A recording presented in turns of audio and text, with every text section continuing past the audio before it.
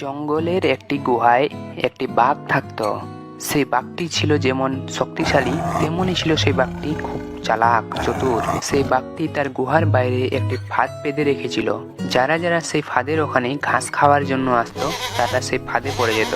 একদিন বাঘটি বলল, আরে যাই বাবা যাই, আজকে গুহার বাইরে গিয়ে ফাঁদটার ওখানে দেখে আসি, কেউ কি আমার ফাঁদে পড়েছে কি না পড়েছে। আমাকে খুব খিদা লেগেছে, যাই দেখে আসি। আরে বাহ, খুব ভালো তো। এখানে একটি নাদুস নুদুস ছাগল পড়েছে, এই ছাগলটাকে আজকে খেয়ে আমার পেট ভরাবো।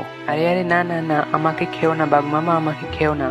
আমাকে যদি খেয়ে নেও, আমার বাড়িতে বাচ্চা কাচ্চা আছে, আমার বাচ্চা কাচ্চা মরে যাবে। আমার বাচ্চা কাচ্চাকে কে খাওয়াবে? আমাকে যদি আপনি খেয়ে নেন, তাহলে আমার বাচ্চা কাচ্চা মরে যাবে, আমাকে ছেড়ে দিন।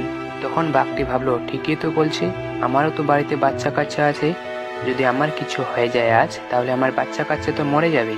আমার বাচ্চা কাচ্চাকে কে দেখবে? না, একে খাওয়া যাবে না, একে বরং ছেড়ে দিই আমি। এই ভেবে বাঘটি ছাগলটিকে বলল, আরে ঠিক আছে, যাও যাও, তোমাকে ছেড়ে দিলাম, তাড়াতাড়ি এখান থেকে দূরে চলিয়ে যাও। আমার মন পাল্টানোর আগে তুমি চলে যাও এখান থেকে তাড়াতাড়ি।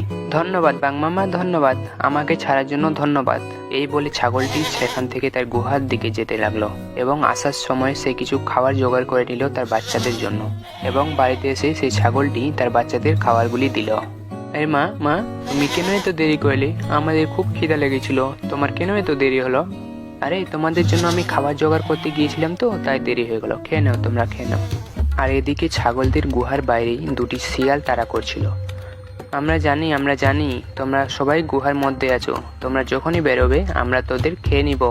আর এদিকে ছাগলগুলা ভয় পেয়ে গেল এবং ছাগলটির মাথায় একটি বুদ্ধি এলো। আরে পালাও পালাও পালাও, এই গুহার মধ্যে বাঘ আছে মনে হয়। এখানে তো ছাগল থাকার কথা ছিল, কিন্তু পালাও পালাও, এখানে বাঘ চলে এসেছে, পালাও। এই বলে শিয়ালগুলো গুহা থেকে পালিয়ে গেল।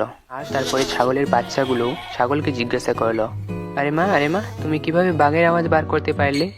আরে তোমরা জানো না, আমি যখন ছোট ছিলাম আমার মা আমাকে বাঘের আওয়াজ বার করতে শিখিয়েছিল, তাই আমি বাঘের আওয়াজ বার করলাম। তো বন্ধুরা, আজকের গল্পটি এখানেই সমাপ্ত হলো। আপনাদের যদি এর দ্বিতীয় পার্ট দেখার ইচ্ছা লাগে, তাহলে কমেন্ট করে নিশ্চয়ই জানান পার্ট 2।